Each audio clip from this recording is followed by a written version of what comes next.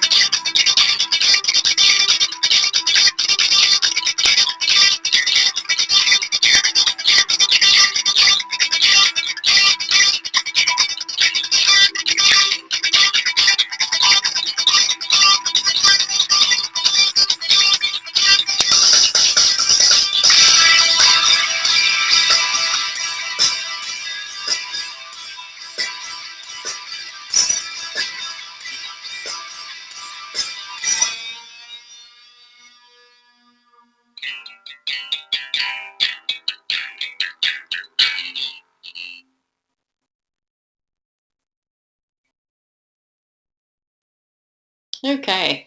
I love that video, but it really does have a lot of really great information. And I know you guys are familiar with looking for those soft, relaxed features as compared to the more rigid and stiff features. But be sure to pay attention as you start to progress into level 3 to the more subtle signs like the yawning and the tongue flicking that lets you know maybe that the dog that you're working with is starting to become uncomfortable or fearful. So let's just all keep that body language information in mind as we're working through the rest of the training today. Okay, so we've touched on classical conditioning before, and this is a learning process where basically you condition a dog to associate a response with a particular stimulus. And we have this cute guy here who's saying, please click, when he sees the clicker. And he's anticipating the reward just by seeing the clicker. And that leads us into the new material.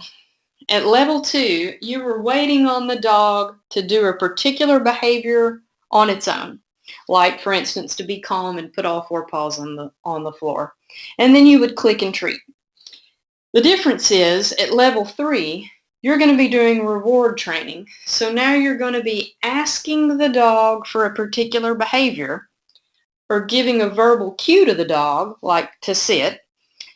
And when the dog does the behavior, you're going to reward the dog. So before, you were just waiting for something to happen and then you would reward it. At level 3, you're going to ask for a particular behavior. And when the dog responds appropriately, you reward the dog. So just for clarity, for example, maybe you ask the dog to lay down. So you give the command down, and when the dog goes completely to the ground, you're going to click and treat. So just remember the difference between the 2 levels and waiting for something to happen on its own and rewarding versus asking for a behavior and then rewarding the moment they do it. So now how are we going to make this happen? How do we make this come into play here? Of course, here at the shelter, we only use positive reinforcement. So we would never push the dog into a sit position or anything like that. Instead, you're going to utilize a technique called lure, mark, reward. Let's talk about lure. And a bit later, you're going to get to watch a video of the lure technique in use with one of our dogs here. So you'll actually get to see this being done in practice. But for now, let's just talk about what a lure is. A lure is a combination of food, verbal command, and a hand gesture. So you're going to combine all 3 of these essentially to move the dog into a position that you want them. So with training sit, you put the food in your closed hand, you place it over the dog's head, and you begin to move your hand back toward the dog's behind as you say sit. So the key here is the dog wants the treat. So he wants to follow the treat. So you move the treat in the direction you want the dog's body to go. So for instance, to get the dog to lay down, you'd give the verbal cue down, you put the treat in your closed hand, put it in front of the dog's nose again, and start to move your hand down this time toward the ground, and then out, away from the dog. And it may take a few times or a few sessions even, but that's okay. Just work at the dog's pace. You'll get there. You want to ask for a behavior maybe 2 or 3 times during a session, and then move on. After you do the lure, when the dog sits or does the behavior that you've asked for, the next step is mark. The mark here is the click of the clicker. And you want the click to occur at the moment the dog completes the behavior. So when the dog's bottom sits, then you want to click simultaneously. And the reward, of course, is the treat, the food. And you want to treat immediately following the click, almost at the same time, essentially. Anytime you're training a new behavior, you want to reward often to reinforce the behavior. Okay, Now that we've kind of touched on some of the new concepts for Level 3, let's just run through a typical Level 3 shift from start to finish so that you can get the big picture overview of what's going on. Of course, you're still going to do all your normal sign-in procedures and gather your supplies. For Level 3, that's going to be a leash, treats, and a clickers, just the same as at Level 2. Then you're going to go to the whiteboard at the front of the kennels. You've all probably seen this whiteboard as you've been walking around in the kennel area. The board is going to have the name and location of every dog in the shelter. Next to certain dogs' names, you're going to see initials HT. This means that this dog is house trained. And you're going to want to start with any house trained dogs first because they're going to be trying to hold it. So those are the first dogs you want to pull when you start doing Level 3 activities. Next, you'll notice there are 3 spaces next to the dog's name, and that's for morning, afternoon, and evening. You're going to place your initials in the corresponding box next to the dog's name that you intend to pull. So if you show up on an afternoon shift and you're going to pull Miles, you're going to put your initials in the afternoon slot next to Miles' name. Then you proceed to the kennel for that dog and using the same Level 2 protocols, you're going to enter the kennel. So that's waiting for the calm behavior and using the body block to get inside. Then you're going to leash the dog, check that the door is clear, and announce coming out. Then you're going to walk the dog down the hallway, making sure to place the dog on the wall side. When we call this at the shelter running the gauntlet. And what that is you have this long line of kennels with dogs on one side, and they're all excited and jumping because they see that something's happening, and they're barking. And this is very stressful for the dog that you're walking. So you want to put that dog on the wall side, furthest away from those kennel doors. And anytime you're walking a dog here at the shelter, you want to have one hand through the end of the leash, and the other hand is going to be about 6 to 8 inches up from the dog's head. So 2 hands on the leash at all times. You always want 2 hands on the leash, and you want to keep your body nice and square. So that's shoulders and hips in line with your 2 hands on the leash. And the reason you do this is if a dog pulls or jerks, that body position is going to distribute that force. And that's going to help you control the dog. Even a dog that's quite large, even a dog that's larger than you are. If you have that position, you're going to be able to maintain control. However, if you only have one hand on the leash and the dog pulls, then the dog has a lot better chance of pulling you off balance and jerking you to the ground where you may become injured. It's really important that you keep those 2 hands on the leash at all times.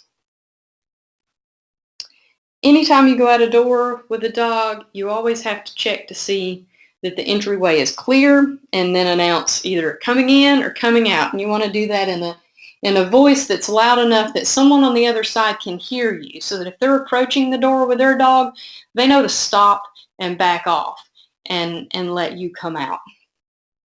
And of course, this is done to prevent a head-on collision with the dog, so to speak, because you never want dogs to meet face-to-face unexpectedly like that. So check your kennel doors, check your exterior doors, check the exercise yards before you enter. You never want to let a dog loose in a yard where there's already another dog occupying that yard. Once you get in the yard with your dog and you've safely closed the gate behind you, you're going to let your dog off leash to go potty and to have a little bit of a play break in the beginning. And they get their potty done and they get a little exercise, and that allows them to be able to be ready to mentally focus on the training that you're going to do with them. And that'll probably take 5 to 8 minutes depending on the dog. Then you want to go over, leash your dog, take them over to the fixed exercise tether that is in all of the yards, and you're going to then leash the dog to the exercise tether, and you're going to begin your behavioral training. Now, a little bit later today, we're all going to go into the exercise yards, and I'm going to have you actually pull some dogs, and we're going to run through this training and just get some practice in. But let's just look quickly at what you'll be doing with the tether training. So you're going to train sit, down, polite greetings, and a toy exchange. Polite greetings is just teaching the dog to remain calm when somebody approaches it to say hello, because we don't want the dog jumping on everybody and getting too excited. And toy exchange is just getting the dog to leave one toy and take another, or giving it a leave it command and having it drop the toy and not exhibit any inappropriate behavior when you go to pick it up. You also, during this whole process, are going to be teaching the dog how to take treats nicely. So you're going to have that treat in your closed hand, and then when you're ready to give it to the dog, you're going to just open your palm with your fingers together. And you don't ever want to offer the treat using your fingers, because the dog may not be able to estimate where the treat ends and your fingers start. So when you give it to them open palm with your fingers together, it allows the dog to take the treat without having contact with your hand, which we don't want. And lastly, you want to use this time to just sensitize the dog to handling. So you want to be gently touching their collar or ears, their feet, their tail. And while doing that, of course, you want to be observing for those body language cues from the dog. And if everything stays very soft and relaxed, you want to reward the dog. When the tether training's over, you want to let the dog off lead again for some more playtime before taking them back into the kennel and rewarding them for their focus during the behavioral training. You want to use the same protocols to put the dog back into the kennel as you did to get him out. So 2 hands on the leash, square up, walk the dog on the wall side, checking all the doors to be sure they're clear, and announcing coming in as you go. I know that this is a lot of information, so let's just watch a demonstration video together about tether training, and we'll get a chance later to practice this all in the yard, but let's just watch this video together now.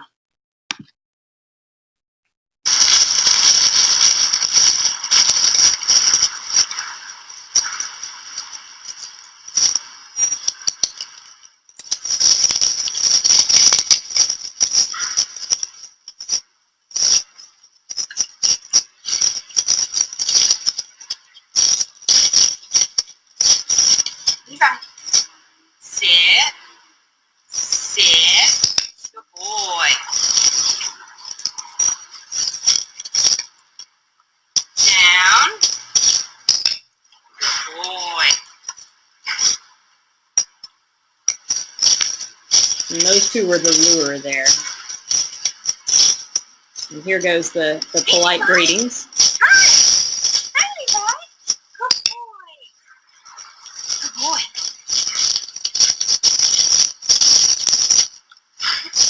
And the toy exchange.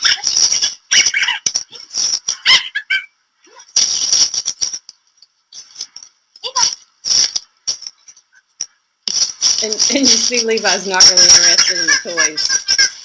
This is real life, you know. You're not going to get every behavior done. You're just going to have to work at the dog's pace, and that's fine.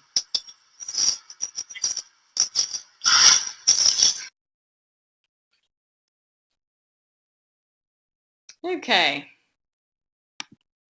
So how does all this level 3 stuff help? What's the purpose? Here's why this all matters. Teaching dogs behavioral skills helps get them adopted, and it helps keep them in a home. That's because adopters like to see that a dog's easily managed. It gives them confidence that they're going to be able to handle this animal in their home. And a well-behaved dog has a better chance of staying in the home. Also, working on behavioral training provides mental stimulation to the animal. So the dogs are getting enrichment by having this physical exercise and the mental exercise of working through the training. This all reduces stress in the animal, which makes their stay at the shelter more enjoyable for them.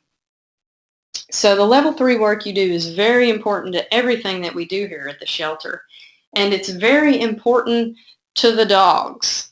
And we love our level 3 volunteers. They are a huge part of making the work we do here happen every day.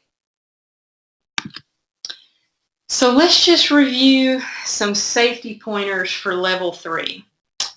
Don't let a leash dog pull you, okay? That risks injury to you, and we don't want that. So keep a treat in your hand, keep the dog focused on the treat, or just stop moving until the dog calms down, and then continue on. Review any posted behavioral protocols before entering a kennel. Now, this could be something as simple as the dog is undergoing heartworm treatment and it can't do any off-leash activities. But it could be something else, like maybe the dog is biting at the leash and you need to use a chain leash with the dog, or that the dog is jumping a lot. Just make sure you review this information, because it may have important things that you need to know before you go in the kennel. And remember, closed hand, open palm to offer that treat. No fingers. We don't want to feed any fingers here. Always check for clear doors and yards before entering and exiting. We don't want any surprise encounters. And this is very important for level 3. You never leave a dog unattended in an exercise yard. Anytime a dog's in an exercise yard here on the shelter, volunteer has to be with the dog. This just makes sure that the dog is safe and secure and is being monitored at all times. And there's no fence fighting allowed when we're in the exercise yards. You guys have seen the layout of the exercise yards. They're all adjacent to one another. Another dog working in the yard, we don't allow any fence fighting between the dogs. If a dog's too stressed or too distracted to take treats or learn, no problem. Always work at the dog's pace. Tomorrow's another day. Do what you can with the behavioral training, and if the dog's having a bad day, hey, we all have bad days too, so tomorrow's a new day. And if two dogs are co-housed together, we try to avoid that here unless they're a bonded pair, but occasionally it does happen. Never take two dogs out at once. One volunteer, one dog. If you got two dogs in a kennel, you have to buddy up in order to deal with those. So each volunteer is assigned to a particular dog, and you guys go in together and you both work those dogs. We never want one volunteer trying to pull two dogs. So at level 3 now, what knowledge are you going to be responsible for after this class? You want to be able to know the difference between reward training and lure reward training. And that's instead of just waiting on a behavior to happen and rewarding it, now you're going to ask for the behavior and then reward. You're going to know how to teach dogs specific behaviors in order to get them adopted and help them stay in their home. And you're going to be desensitizing dogs to handling so that the animal's comfortable with living in a home and grooming and veterinary care and just other aspects of home life that they're going to have to be dealing with. And of course, you guys will all still be doing your level 1 and level 2 tasks.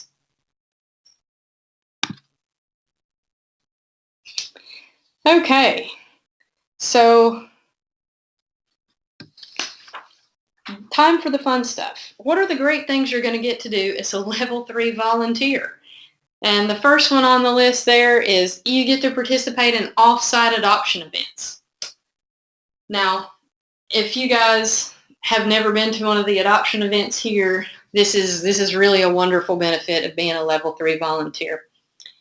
You put in all this hard work with these animals here, and at these adoption events, you get to come and volunteer, and you get to see your favorite dogs find their forever homes and walk out with their families. And it's really a rewarding, exciting experience. It's seeing the work we do here just come full circle when you really get to see the benefits of everything that the shelter does.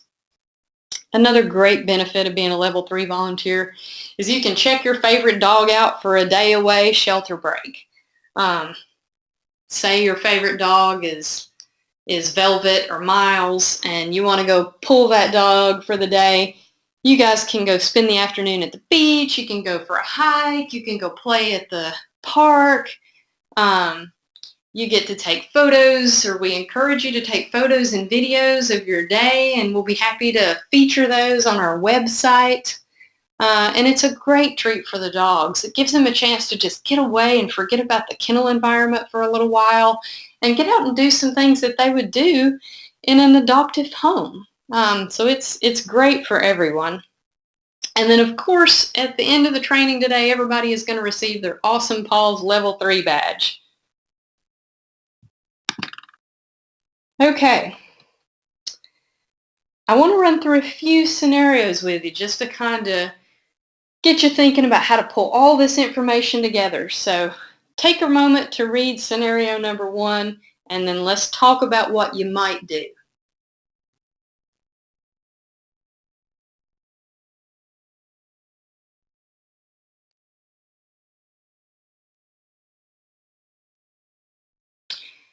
Okay, so hopefully everyone got a chance to read that first scenario.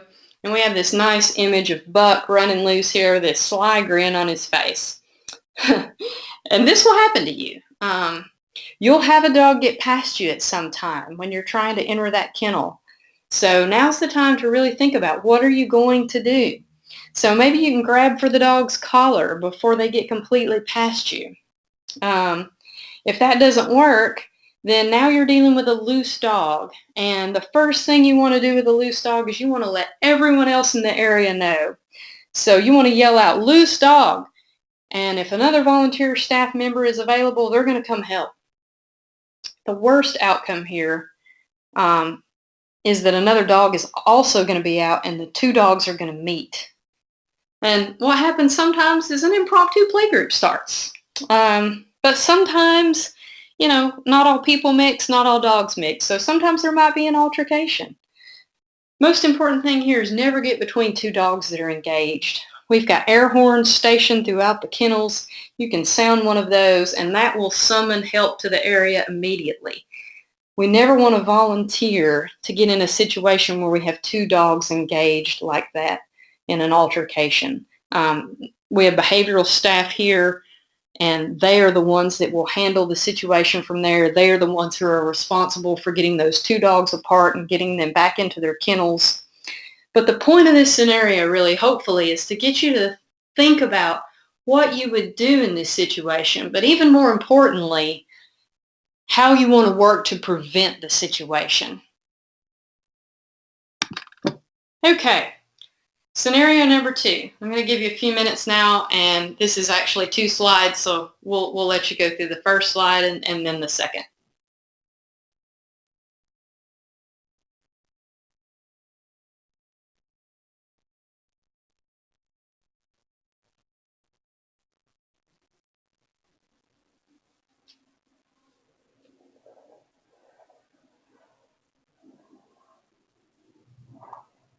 Okay, if everyone's through with slide 1, we're going to move on to the second.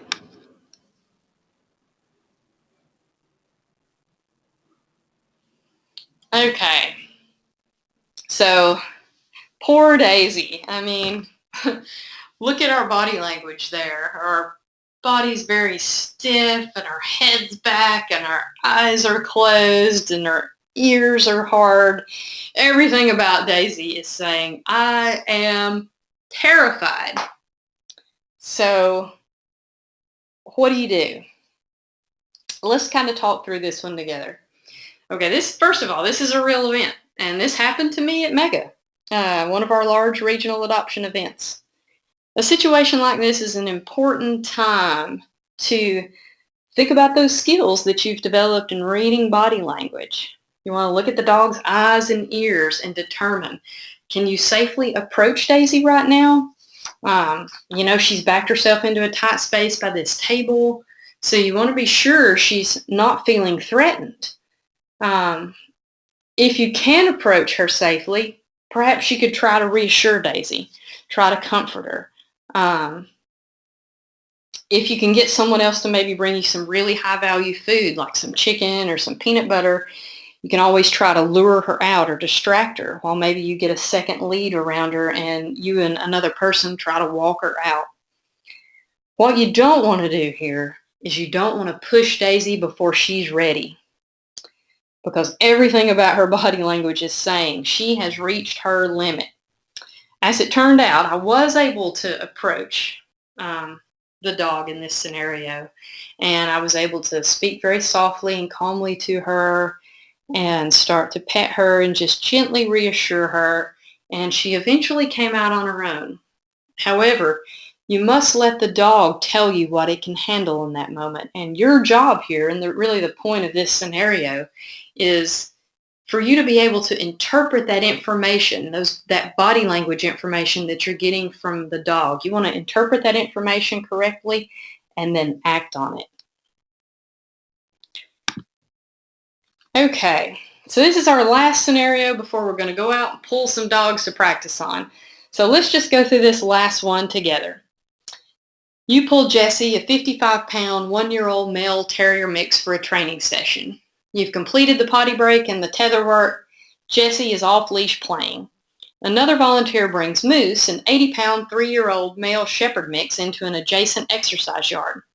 The volunteer lets Moose off-leash for a potty break. Jesse and Moose begin running back and forth along the fence, barking excitedly. What do you do? Okay, this is certainly a scenario that you will encounter here at the shelter. It's a scenario that I've seen play out many, many times in the exercise yards. We don't allow fence fighting, and the reason we don't is because it creates stress in the dogs and it reinforces bad behaviors. But how do you stop it? Well, the best approach is prevention. And at the risk of being repetitive once again, you always want to be attentive to your dog. Always be watching the body language. If you're in the yard with a dog and say you're in there with Jesse and you see Jesse and Moose both approaching the fence and you see the body language start to change, you should be calling out to Jesse, trying to divert his attention back to you. If this doesn't work and the dogs actually start running, the sooner you step in, the better. Both volunteers should be moving toward their dogs at that point, trying to distract the dogs with treats or toys, trying to loop your leash over the dog's head, and then you just want to create some distance between the two dogs. As soon as you create this distance, they're going to forget about the fence fighting, and they're going to both settle down. And so that's how you want to deal with that scenario, and you guys will certainly face that at some time. So you guys will be ready for that now. Okay, as always, please feel free to contact either myself or our executive director, Rebecca Pollock, at volunteer@okiefenoki.org. We love to get questions from the volunteers. We love to help you guys with anything, any concerns or issues that you may be having. So before we go out and practice today in the yard, start pulling some dogs, let's talk about the material and any questions you guys may have. Okay. Thank you guys so much for your attention during this training, and let's go out and train some dogs.